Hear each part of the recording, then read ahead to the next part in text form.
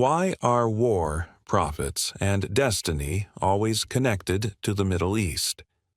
Have you ever wondered why the greatest prophets, the most powerful empires, and the world's most intense conflicts all trace back to one single region, the Middle East, a land where deserts hide ancient whispers, where caravans carried stories older than history, where every grain of sand seems to remember something humanity has forgotten?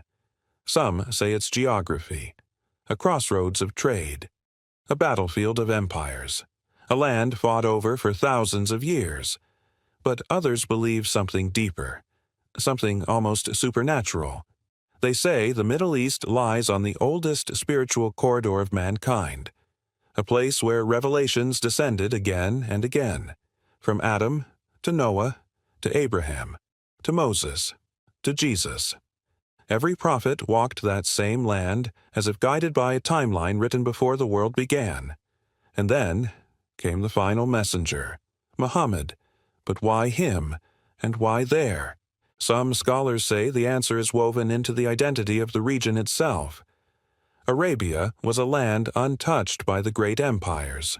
No mighty dynasty, no overwhelming influence, no foreign ruler controlling their beliefs.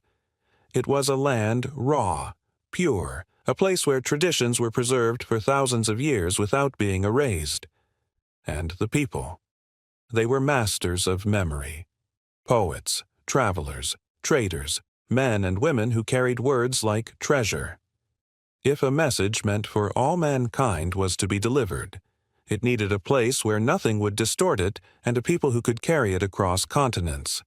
So the final prophet was sent not to Rome, not to Persia, not to Egypt, but to the heart of the Middle East, a land perfectly positioned between the three continents of the ancient world, where his message could spread not by armies, but by people.